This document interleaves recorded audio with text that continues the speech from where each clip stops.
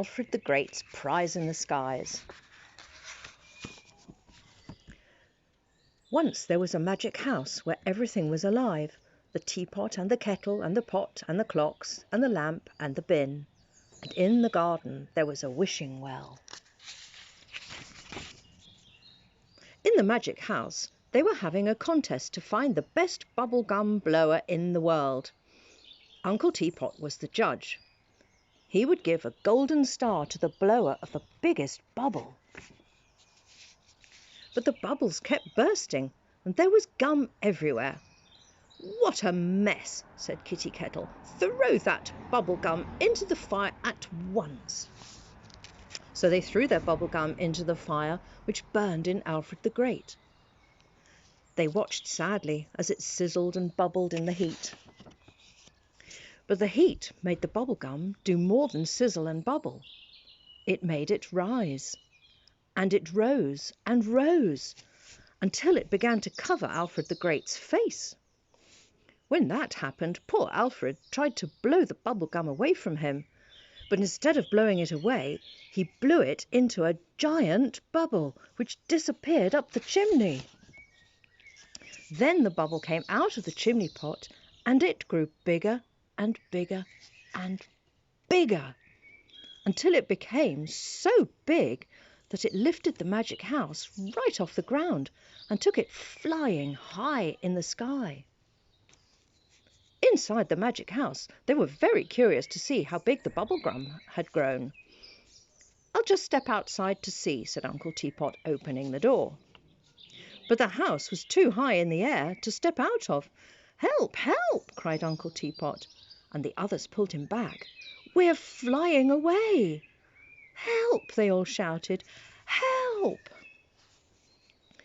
H.G. Well, the wishing well, heard their cries and pointed his magic wand at them.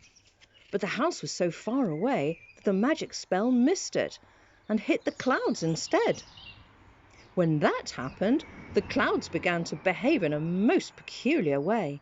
They whirled and they twirled about, making the house spin and tumble over and over. Everyone inside was tossed about, walking on the walls, running on the ceilings, bouncing and rolling as if they were in a tumble drum at a fairground. In fact, the magic spell had made the whole sky like a fairground. The clouds bumped the house like dodgem cars, and soon the magic house chums began to enjoy themselves.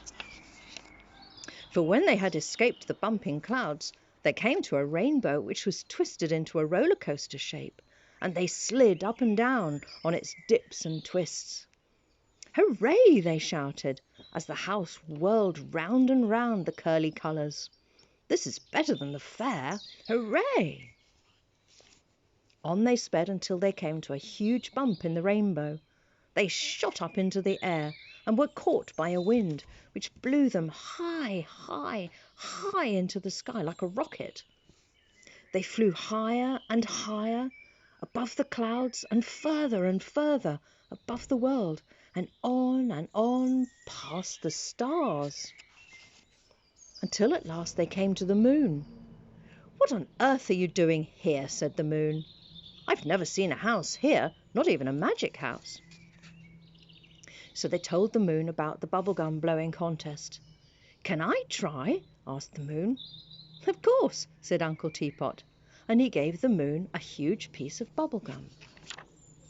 The moon chewed the bubblegum until it was just right, and then he blew an enormous bubble, which got bigger and bigger and bigger and bigger until it was almost as big as the moon himself. "That's the biggest bubble of all," said Uncle Teapot. "We must give the moon the prize." So he gave the golden star to the moon, but the star pricked the bubble and made it burst all over the moon's face with such terrific force that the explosion blew the magic house back towards the earth. Down, down, down past the stars, into the bumping clouds which bounced the house from side to side, thumping and clumping this way and that, until at last it landed safely in its own garden. It had been a wonderful adventure, but everyone was glad to be safely home. So Uncle Teapot burst the bubble just in case the magic house ever floated off again. And to cheer up Alfred the Great, they gave him the star prize for being the best bubblegum blower in the world. And if we ever go back to the moon, we'll give him a prize as the best bubblegum blower in the sky, Uncle Teapot said, and he looked at the moon and smiled. And if you look at the moon, you'll see that it is covered with strange marks and shapes, and you just might wonder if they could be burst bits of bubble gum. And that's the end.